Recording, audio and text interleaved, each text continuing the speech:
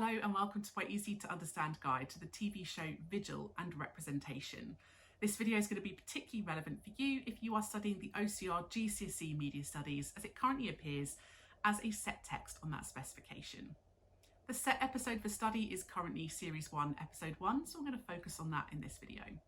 There's lots of male representation in this episode.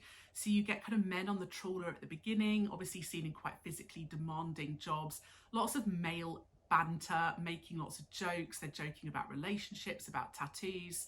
So making men seem quite light-hearted, lots of camaraderie, but also quite physical.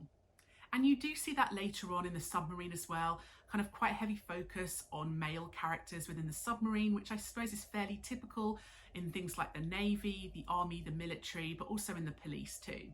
Men are also shown in some scenes being quite aggressive and shouting at each other, and that's a fairly stereotypical representation of that gender.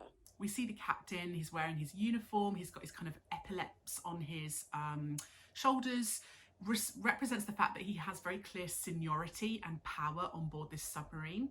And we're often used to seeing men in positions of power.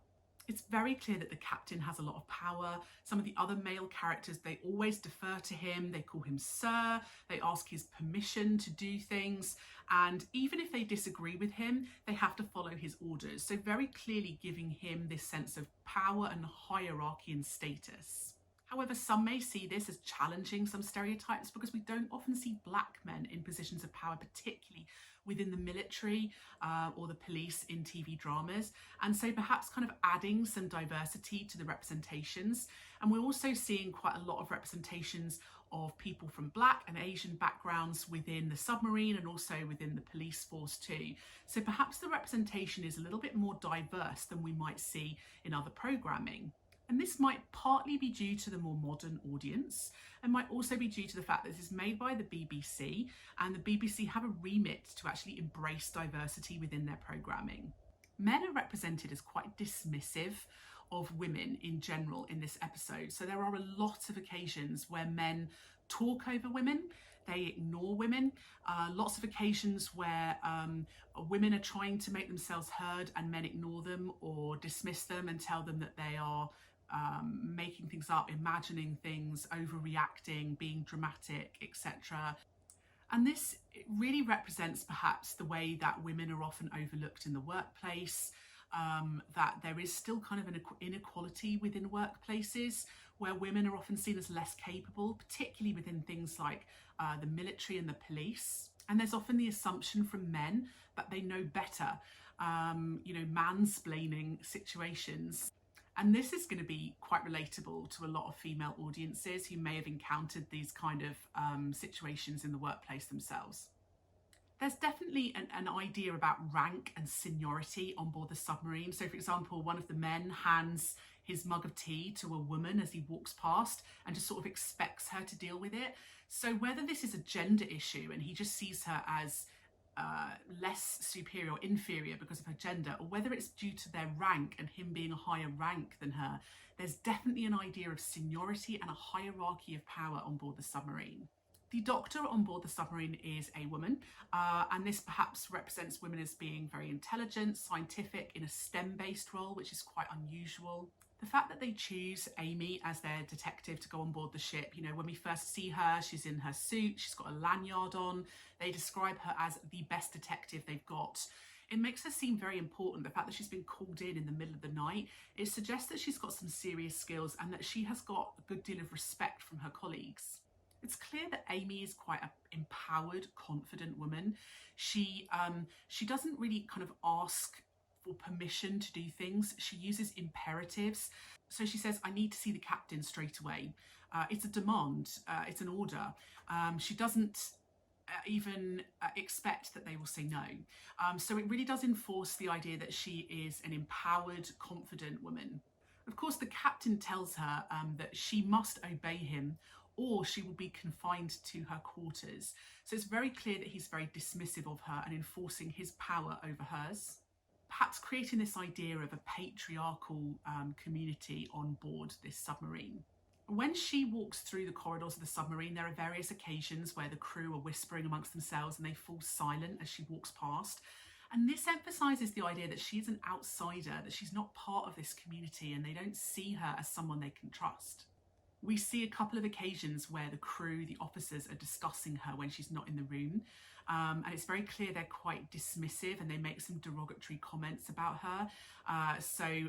One of the officers says it's going to be hard to keep her contained, and they suggest we keep her on a short lead. So perhaps dehumanizing her, maybe kind of using quite animalistic language, suggesting that she's an animal that needs to be leashed. So it's clear they don't have much respect for her at all. The close-ups on her face when she's in the helicopter emphasise her anxiety, her stress, her fast breathing. We know that she's scared of something, we're just not entirely sure what yet. Amy talks about how she has anxiety and depression. She actually confides this to the female doctor on board the submarine. And this kind of represents the idea that perhaps women are a bit more emotional, they're a bit more close and communicative, they talk about their mental health, whereas men, with this stereotypes, they often don't talk about their mental health. It shows that women are at least semi-supportive of each other in this scene.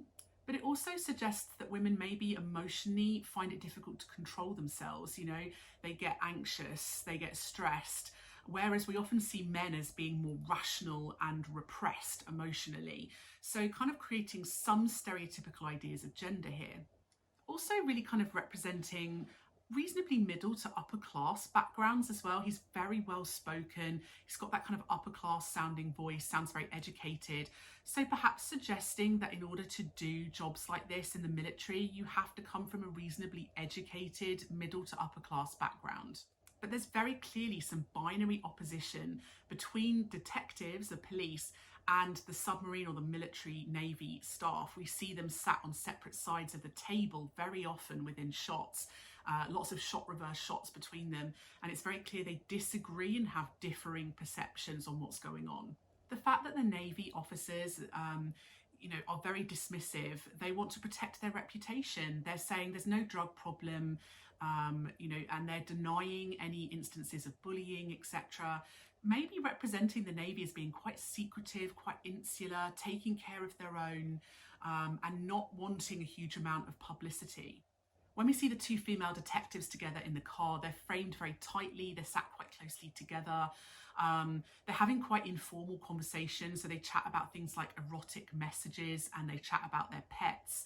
So it gives this impression that they have got quite a close relationship that is not just colleague versus colleague. And this is emphasised when they hug outside the helicopter and she says, "I'm sorry" to her. It really suggests they have a very close relationship. The flashbacks of the two female detectives' relationships, very soft focus, quite warm colours. It creates this very romantic, intimate portrayal of their relationship. And that's quite unusual in policing, to see any kind of portrayal of LGBTQ plus relationships, and certainly making it seem very sort of intimate and romantic is quite unusual in those settings. So this makes it feel quite alternative.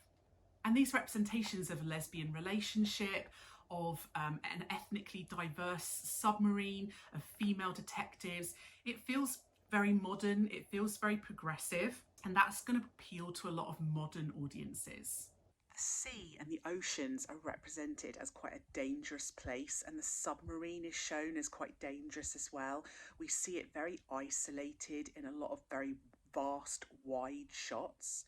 And this emphasises how alone she is in these situations. The shots of the trawler being dragged under at the beginning make this seem like quite a vicious, wild place to be in. The submarine is represented as a very isolating, lonely place to be, and that's really emphasised by the very tightly framed, claustrophobic shots in almost complete darkness. And the end scene with all the alarms and sirens and red flashing lights in the submarine just emphasise how dangerous this location is. So that was my easy to understand guide to representation in Vigil. Don't forget to subscribe to my channel for other videos that might be relevant for you. And if you would like a video that I don't already have, leave a little comment below and I'll see what I can do.